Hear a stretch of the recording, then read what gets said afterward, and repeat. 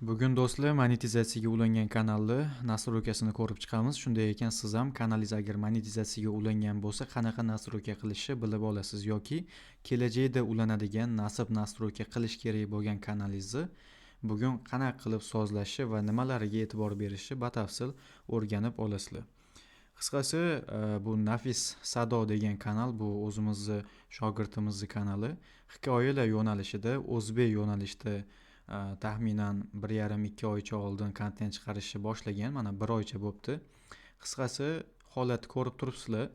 O'zbek tilida mana 1,5 soatlik, deyarli 2 soatlik kontentlar bor. 18, 19, 16 daqiqalik katta masshtabdagi videolar qo'yiladi va shunga yarasha har oy 150, 200, 300 dollar atrofida daromad kelib turadi. Shu bo'yicha biz proyekt qilgandik va o'zimiz shogird kanalni yaqindagina monetizatsiyaga ulabdilar va bugun o'shani ko'rib chiqaman va sozlab berishga harakat qilaman do'stlar.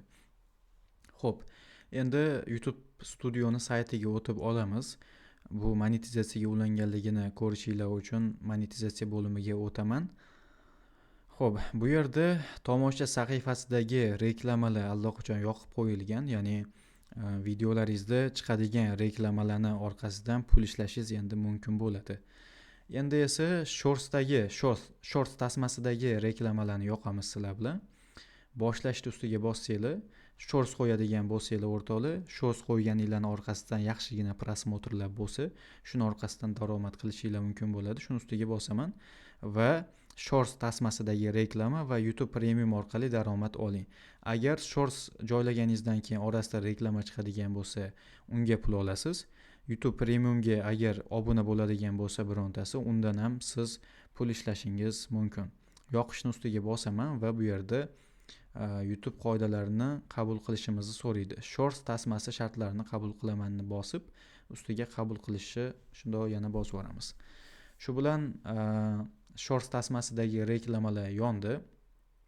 Shorts tasmasida reklama va YouTube Premiumdan daromad olmoqdasiz. Endi shogirdimiz reklama qo'yadigan bo'lsa, shorts qo'yadigan bo'lsa, ichida reklama chiqadi va shuni orqasidan pul ishlash mumkin. Lekin bu kanal asosan baribir uzun videolardan asosan daromad oladi. Shortslardan deyarli olmaydi. Mana ko'rishinglar mumkin. Monetizatsiya yoniq. Hammasida yashil dollar belgisi chiqib turibdi. Qisqasi shunaqa. Bulardan endi nasib daromad olishlari mumkin. Kanal yaqindagina, adashmasam bir necha kun bo'ldi yo 2 kun bo'ldimikin. Qarochi unchalik ko'p vaqt bo'lgani yo'q. Kanal monetga ulangan. Endigina taxminiy daromad chiqadi yaqinda. Xo'p, endi nastroykalarga keladigan bo'lsak o'rtoqlar, bu kanalni o'zi ko'pchilik aytadi, qanaqa nastroyka qilish kerak, nimalarga e'tibor berish kerak. Sozlamalarga kirib ko'rsatib beraman. Valyuta AQShda turursin.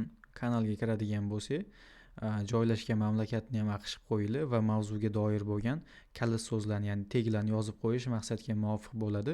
Kengaytirilgan sozlamalarda agar siz yosh bolalar uchun detskiy kontent qilmayotgan bo'lsangiz, yo'q, bu kanal bolalar uchun yaratilmaganini bosib qo'yasizlar.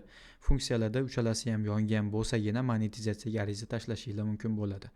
Asosan ko'pchilikda kanal tarixi yonmagan bo'ladi. Kengaytirilgan funksiyalar, buni yoqib turib keyin ariza tashlay olasiz. Xo'p, bu yerda har safar video yuklaganingizda chiqadigan narsalar bular. Ruxsat ustiga hammaga ochiq qilib qo'yishingiz mumkin. Teglarga ham nimadirlar yozib qo'yasiz mavzuyingizga doir bo'lgan. Va video tilida, masalan, men o'zbek tilida kontent qiladigan bo'lsam, o'zbekchani kiritib qo'yaman. Bu kanal ham %100 doimiy o'zbekchada kontent qiladi. Xo'p. O'zbekchani topish doim qiyin bo'lgan. Mana o'zbek pastga ham nomi va tavsifiga ham o'zbekchani kiritib qo'yasizlar. Doim mendan so'rashadi, kanalni qanaqa nastroyka qilish kerak, kanal ochish bo'yicha darsligingiz bormi? Juda ham oson. Turkumga keladigan bo'lsak, odamlar va bloglarni bosib qo'yaverasizlar. Monetizatsiya bo'limida qo'shimcha ma'lumotlar berilgan. Qisqasi shunaqa. Yana bir zo'r narsa sizlarga, ko'pchilik aytadi, YouTube kanalimda har xil reklamalar chiqib qolishi mumkin. Masalan, qimor reklamasi deymizmi yoki har xil alkogol yoki spa salonlar deymizmi. Shunaqa narsalar, yomon narsalar chiqib qolishi mumkin. Uni qanaqa qilib to'g'rilaymiz? Reklama turkumlari degan joy bor. umumiy turkumlarga kirsanglar biznes va sanoat turibdi. Buni ichida ham har xil bo'limlar bor mana. Bino qurish, energetika sohasi, ilmiy uskunalar, kimyo sanoati, bu narsalar muammosi zo'r. Go'zallik va shaxsiy gigiyena, bu yerda ham mana unchalik yomon bo'lmagan narsalar bor. Internet va telekom, ish va kiyim-kechak, hop, maishiy texnika, moliyada asosan qimorga oid narsalar chiqib qolishi mumkin. Buni ham hozir ko'rib chiqamiz. Kredit va sudi. Agar kredit sizlarga ma'qul kelmasa, kreditga qattiq qarasanglar, buni ham bloklab qo'yishinglar mumkin. Pul o'tkazmasi, sug'urta, bu ham yomon narsalar emas. Sayohat va turizm. Qisqasi shulardan o'zingizga yoqmaydiganini tanlab turib, ichida buni juda ko'p anaqa yo'nalishlari bor. O'zingizga yoqmaydiganini tanlab bloklab qo'yishingiz mumkin bo'ladi. Masalan, hobbi va o'yinlar bor bu yerda. Uy va bog' degan narsasida 27 ta bo'lim turibdi. Mana har xil narsalar. Xullas, har bir bo'lim turkumlar yanada undanda kattaroq turkumlarga bo'linib ketaveradi. Qisqasi shu yerdan ko'p narsani o'zgartirib prosta bloklab qo'yishinglar mumkin. Shunda sizlarda har xil bema'ni reklamalar chiqmaydi. Xo'p, demak, sizlar bilan ko'rib chiqishimiz kerak bo'lgan eng kerakli narsalar shular. Ya'ni monetizatsiyaga ulangandan keyin monetizatsiya bo'limiga o'tasizlar va bu yerdan tomosha sahifasidagi reklamalarni va short tasmasidagi reklamalarni yoqib qo'yishinglar mumkin. Undan tashqari, homiylikdan deyarli pul ishlash mumkin emas o'zbek anaqasida, auditoriyasida va O'zbekistonda turib, bu homiylikni umuman yoqishinglarga hojat ham yo'q. Undan tashqari bu yerda supers va hadyalar bor. Bu narsa ham O'zbekistonda deyarli ishlamaydi. Umuman bundan pul ishlashdan umid ham qilmay qo'yaveringlar. Bu narsa bizga kerak emas. Eng kerakli narsalar shu YouTube katta videolarda chiqadigan reklamalar va short tasmasidagi reklamalar. Xullas, bilib oldinglar, nimalarni to'g'rilash kerak. Mana bu yerda ham bor. Reklama turkumlarini boshqarish, ustiga bitta bossanglar, mana bitta chiqasizlar. Qisqasi shunaqa do'stlar. O'zingizlarni kanalingizda nimalar bo'lishini bu yog'iga bemalol hal qilsanglar bo'ladi. Ayniqsa monetizatsiyaga kanalinglar ulangandan keyin ko'plab imkoniyatlar ochiladi. Hattoki ijodkorlar musiqasida ham sizlar hamkorlikda kattaroq masshtabda musiqalar olib turib ishlatishinglar mumkin. Avval sizlarga berilmagan musiqalar beriladi. Juda zo'r o'rtoqlar. Qisqasi monetga kanalinglarni ulash hammaga nasib qilsin. Bu o'zbek kanal bo'lgani uchun ham mamlaqa 182 ming prosmotrga u darajada $1000 pul to'lamasa ham $300-400, $150-200 atrofida daromad kelib turadi. Auditoriyasiga keladigan bo'lsak, hozir ko'rasizlar. Mana. Asosan O'zbekiston ko'radi va undan tashqari Turkiya, hozir ko'ramiz. Turkiya, Niderlandiya, Amerika, Germaniya, Janubiy Koreyadan ko'rishadi, Buyuk Britaniya bor.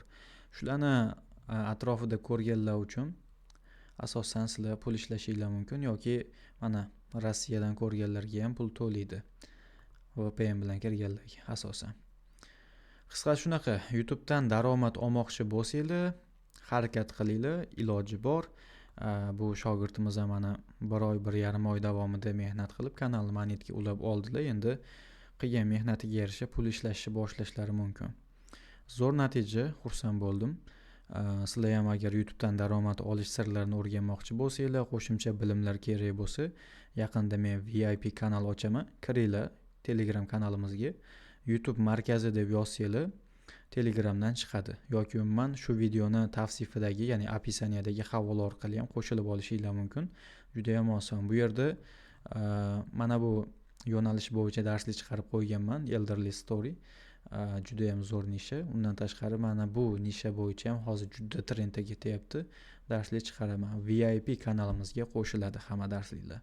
Kiringlar, tanishib chiqinglar, ma'qul keladigan bo'lsa, albatta keyinchalik bog'lanib bizdan shu darsliklarni olishinglar mumkin. Xullas, hammaga rahmat o'rtoqlar. Ozroq bo'lsa ham bilim bergan bo'lsam, xursandman. Bu o'ta katta masshtabdagi bilimlar manbai bo'lgan video bo'lmadi-yu, ammo ozroq bo'lsa ham kimdirga foydali bo'lgan bo'lsa, men shundan xursand bo'laman. Hammaga omad, obuna bo'lishni esdan chiqarmang.